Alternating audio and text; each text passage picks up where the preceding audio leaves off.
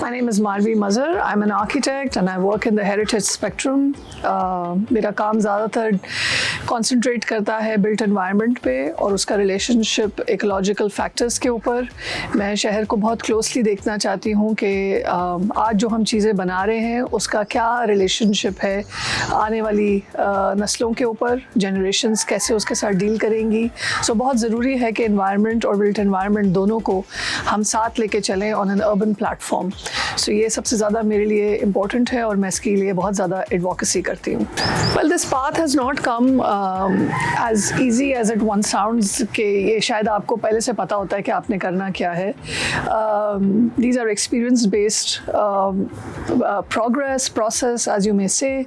I started off as a typical architect, working constantly on typical commercial projects. जो relationship है environment के साथ ये मेरा कोई अभी का वो नहीं है मकसद. इसका एक प्रोसेस है, एक ड्यू प्रोग्रेस है जिसको मैं कहूँगी कि ये काफ़ी सालों की कहानी है. और शुरू मैंने किया था जब मैं मिसेस लारी के साथ, यास्मीन लारी के साथ काम करती थी, तो मेरा बहुत ज़्यादा कंसंट्रेशन हेरिटेज रेस्टोरेशन कंजर्वेशन में था. उन्होंने मुझे एक तरह से एक प्लेटफॉर्म दिया जहाँ पे मैंने बहुत ज़्यादा कम्युनिटी के साथ काम किया. और मेरा पहला एक्सपीरियंस जो था वो मानसेरा में था. मैं 6 महीने के लिए पेशावर में थी और सबसे पहले वो एक मेरा पहला इंटरैक्शन था जिसमें मैं कहूँगी कि I was on my own and I worked with a lot of community members, master trainers. And उसमें हमारा जो मेन मकसद ये था कि क्राफ्टमैनशिप को हम कैसे मज़ीद बेहतर कर सकते हैं. तो उसमें मेरे पास कोई 6 गाँव थे जिनके अंदर मैंने मिसेस लारी की गाइडेंस के तहत काम किया. उससे मुझे ये पता चला कि मेरा रिलेशनशिप जो है वो एक टिपिकल आर्किटेक्चर और एक आर्किटेक्ट का रिलेशनशिप नहीं है. इसमें बहुत ज़्यादा मेथडोलॉजीज़ हैं जो कि मैं चाहूँगी कि मैं उसको और ज़्यादा एक्सप्लोर करूँ. So from a very young age, from a very fresh graduate perspective, मेरी पहली मोहब्बत और आखिरी मोहब्बत आर्किटेक्चर है. So I don't think so I can ever leave this space. This was a completely love at first sight. It was one of those things.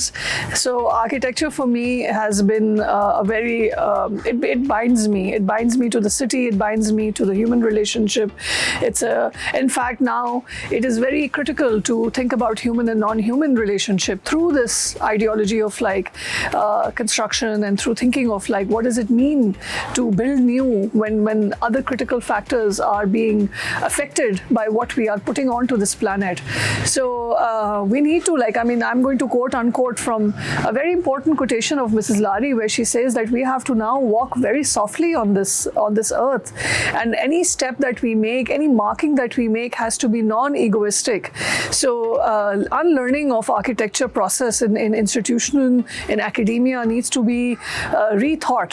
What does it mean into thinking what architecture means in today's time? So it is a really exciting times to completely and relearn this institution. जो हमें सिखाया गया है, जो हमें बताया गया है, ये architecture can tend to become a very egoistic profession because it's a one-man show. You want to leave behind a footprint, and now we are saying, think about footprint, think about zero carbon footprint, think about not leaving a print.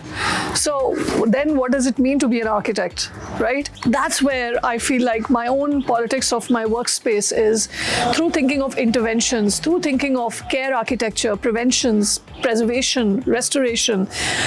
People think that I'm anti-development, but I'm not. I'm actually pro-care methodologies. I'm pro-infrastructural way of thinking, which is providing the city rather than or rural areas, be it anything that is giving to the common man the due possibility of living better, rather than thinking that development is the only way forward. Development is not. Actually, we've known that development has created more ruptures. So a city like Karachi, where I'm mostly based in, and I'm going to only talk about the city that I have a more deeper relationship, maintenance is critical.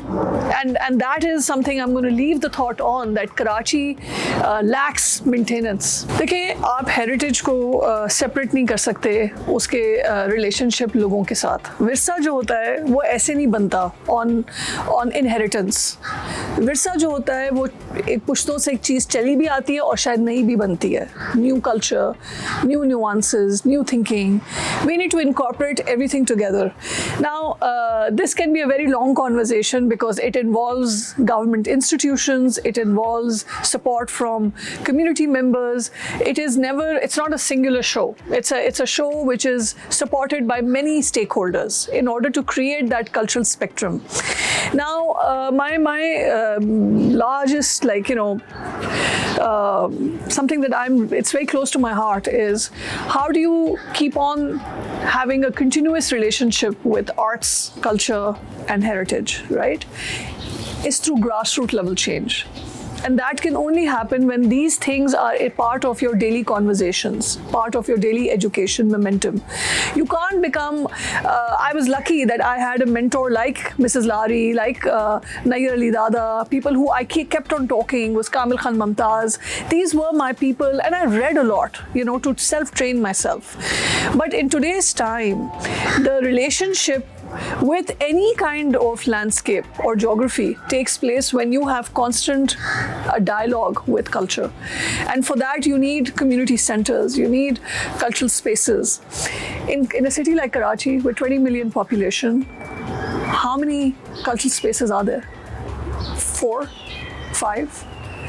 And it is mind-boggling how these cultural spaces are tackling with a very small minority of people who come and access. So accessibility is also a critical thing.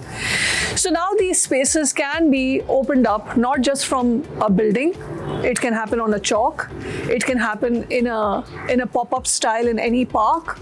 So we need to now rethink from a regionality perspective that how in South Asia can we keep on having, we should invest in developing more cultural curators, more cultural actors. अब उसके लिए क्या होता है कि हमारे government institutes like antiquity department हो गया या टूरिज्म डिपार्टमेंट हो गया या जो विरसे पे काम करता है या जो इवेंट्स एंड कल्चरल कॉन्वर्जेशन पे काम करता है वो करता है एक सर्टन सेक्टर के ऊपर जो कि है आपका फोक, आपका हिस्टोरिकल सेक्शन या रूरल एरिया के आर्टिस्ट. मगर what about these upcoming underground scene, what about all these young people who want to get some kind of funding? हमारे पास जो मसला सबसे ज़्यादा ये है कि हमारी फंडिंग आती है बाहर मुल्कों से. हमारी लोकल फंड, आर्ट्स फंड्स या कल्चरल फंड है ही नहीं. और इसकी वजह से मैं कहती हूँ कि आइडेंटिटी और कल्चरल कॉन्वर्जेशन जो है वो एक बहुत ही, उसके अंदर एक बहुत बड़ा गैप है. तभी लोगों को ना हेरिटेज समझ में आता है, ना कम्युनिटी सेंटर्स का एक क्या उसका एक रिफ्लेक्शन है वो नहीं समझ में आता, और रिलेशनशिप लोगों का इन चीज़ों के साथ इसी वजह से इतना सेपरेट है. देखिए, पाकिस्तान चौक एक बहुत ही इंटरेस्टिंग केस स्टडी के ऊपर आके खड़ा हुआ है. पाकिस्तान चौक हमने बनाया एक छोटे से फंड से. फिर उसके बाद हमने कम्युनिटी को इन्वॉल्व किया, हमने मोहल्ला बाजी करी, हमने शॉपकीपर्स को, यूनियंस को, वहाँ के रहने वाले रेजिडेंशियल क्वार्टर्स को, बच्चों को, स्टूडेंट्स को, यंग यूथ क्लब बनाया, सबको इन्वॉल्व किया. किसी भी चीज़ को बनाने से ओनरशिप ऐसे तो क्रिएट नहीं होती. It's a long term relationship. अब जाहिर सी बात है उस चौक को चलाने के लिए हमें फंड्स चाहिए थे, उसको रखने के लिए उसमें कल्चरल डायरेक्टर को या मैनेजर को, फिर इक्विपमेंट होता है, ये सब चीज़ें हमने ले ली. फिर एक रेंट होता है, वो आपको देना होता है.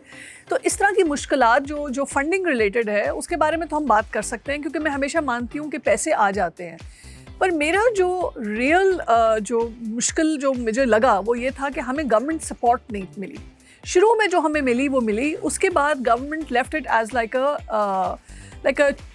like a child or a homeless situation where the government did not give us that support that we needed, and it was a consecutive support that we requested for. उसमें ज़ाहिर सी बात है डीसी का बहुत बड़ा हाथ होता है, आपका म्यूनिसिपैलिटी का बहुत बड़ा हाथ होता है, जो उसको सफाई रखे, उसकी जगह को देखता रहे, एक चौकीदार रख दे. आहिस्ता आहिस्ता क्या हुआ, उसके सारे लैम्प चोरी हो गए, उसके सारी बेंचेस चली गई, बैठने की जगह नहीं रही. जो हमें पहले रेजिडेंशियल वहाँ के लोगों ने, रहने वालों ने, जब हम कर रहे थे, करने से पहले काम, उन्होंने हमें कहा था ये नहीं चलेगा, और हम बहुत उनको चैलेंज करते थे कि नहीं ये होगा. तो आज मैं इस केस स्टडी के बारे में अगर मैं इसकी क्रिटिक और मैं लिखना पसंद करूँ तो ये मैं चीज़ें ज़रूर वाज़े तौर पे हाईलाइट करूँ कि पब्लिक स्पेसेस को डेवलप करना, उसको मेंटेन करना, ये दो चीज़ें हैं जिसको हमें समझने की बहुत ज़रूरत है on grass root level. Government ये बात समझती है कि अगर हम हर चीज़ को प्राइवेट पब्लिक पार्टनरशिप के तहत छोड़ दें तो वो चीज़ चलेगी. ऐसे नहीं होता. ہر وقت ہر چیز کو اسپانسر کرنے کی ضرورت نہیں ہے. گورنمنٹ کو بھی اپنا اونرشپ لینے کا بہت ضرورت ہے. جہاں تک کمیونٹی کا بھی ہے تو گورنمنٹ کا بھی ہے. ہم ایز اے کمیونٹی اس چیز کو چلا رہے تھے. گورنمنٹ کو ہمیں چاہیے تھی سپورٹ کا ایک چوکیدار رکھے, اس جگہ کو پانی ملے, سارے درخت جو اندر جو تھے جن نے جڑیں پکڑ لی وہ تو چل رہے ہیں, مگر جو باہر کے درخت تھے, جو چھوٹے درخت تھے, ان کو پانی نہیں ملا. تو تصویریں کھینچ کے ٹری پلانٹیشن کرنا ٹھیک ہے, مگر پھر اس چیز کا اس کو سراہنا, اس کو بڑا کرنا, اس کو پیار کرنا, تو پھر آپ کو خیال رکھنا پڑتا ہے نا, مینٹیننس کرنی پڑتی ہے. سو آج آدھا شہر جو ایک پرابلم میں ہے وہ اسی وجہ سے ہے کیونکہ شہر کو اس کا ڈیو کریڈٹ اور مینٹیننس نہیں مل رہا. So Pakistan Chalk is an ultimate case study that no matter what we do, we need a relationship, right?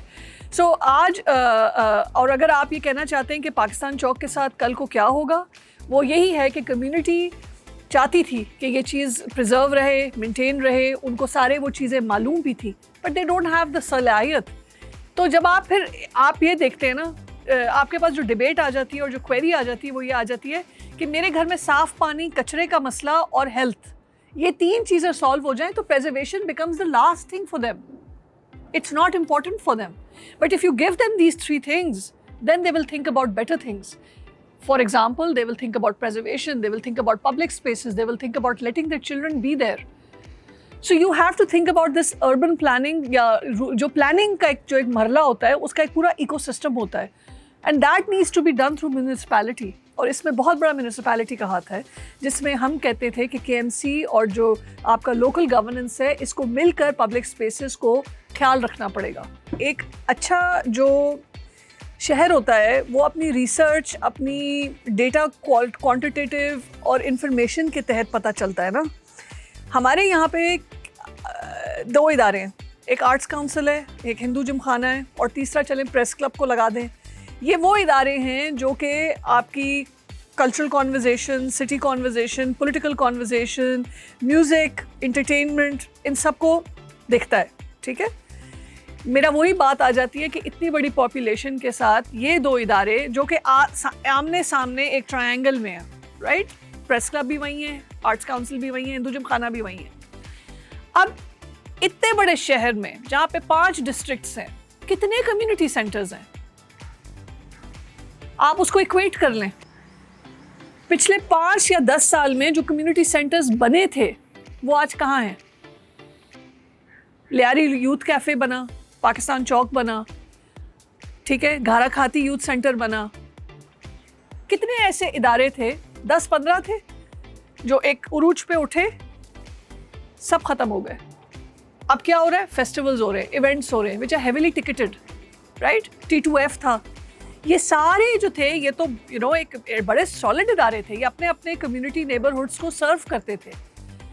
اب وہ کمیونٹی, اور وہاں پہ کیا ہوتا تھا, ایک ڈائلاگ ہوتا تھا, ایک کانورزیشن ہوتی تھی, آپ سنتے بھی تھے, آپ نئے لوگوں کو لے کر آتے تھے, کوئی میوزک کرتا تھا, کوئی کتاب پڑھتا تھا, کوئی there are many things that were happening within that community center, and I'm not going to concentrate on just the ones which were extremely doing really well and had a really good template.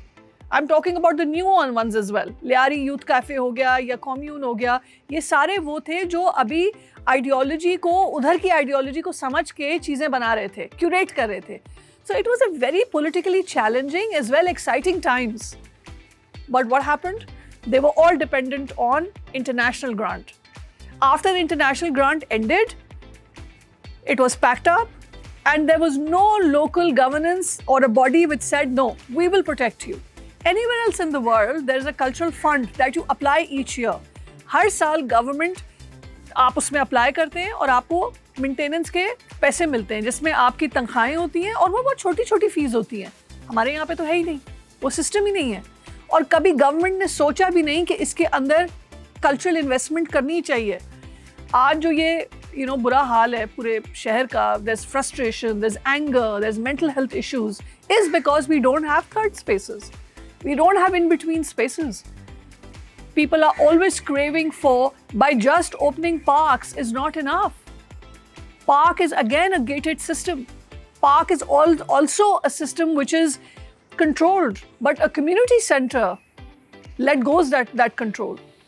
It makes you kind of facilitates you in a direction which is humanistic, it's social, right? And that is something that Karachi itself needs it. You can't be waiting for the whole year to end to have Biennale and a KLF. These are just once a year. You need everyday practices. Young people don't have those third spaces apart from if they're privileged enough to go to university, they'll experience it. But there's none for a common man. So let's divide the question into two parts. And let's say that the community centers and the cultural spaces, what's the way forward for that?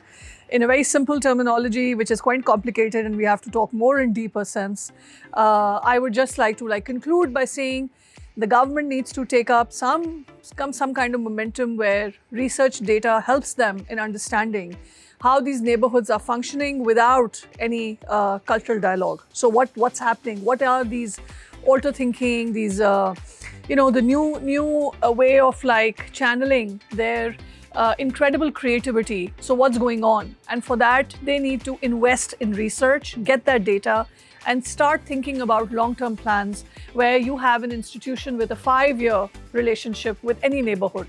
So just the way in the 90s and the late 2000s, I would say 90s and 80s, is when there was a great, interesting Clifton master planning where there were a lot of parks were introduced. If you look closely, Block 2, Block 3, Block 4, Block 5 has the most amount of parks in the city.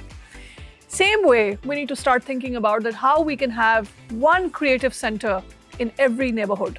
I think that would really change the dynamics. So that's one way forward. The second one is the architecture that you talked about, and the city is becoming heavily concretized. What can be done? So I was watching this really interesting image in the morning today, and I saw a low scale ground plus 3 apartment versus a really tall tower next door. And they were together, joint. What I saw with the ground plus 3 to ground plus 4 was that it was heavily surrounded by green.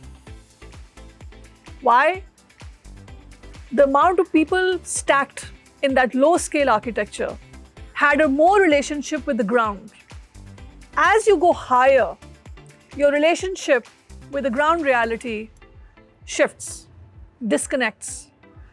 And therefore, you have this large footprint, more stacked people, having zero ecosystem, which scares me. So now we need to start thinking where should our high density zone should be, and where your residential zone is, where your low scale zone is, we should need protection for that. And therefore, now I've started doing a lot of advocacy, not heritage mostly, but on low scale architecture in the city. People are getting vulnerable in residential area because in their backyard, a new high-rise can come about and you can't do anything. And this is the first time actually on camera I'm saying it. It rejects the idea of your view, your air, your environmental rights. Your view gets cut off, your air rights gets cut off, your health relationship with the city gets cut off, and having the symbol of high-rise disconnects you from the living standards of a humane society. So I feel like we need to rethink where the high zone and the low zone is. What is the relationship between the two? This real estate boom is something which is quite scary for the future. So as an advocate, I would say that the government needs to really jump in and think from a socialistic perspective rather than from a capitalistic perspective.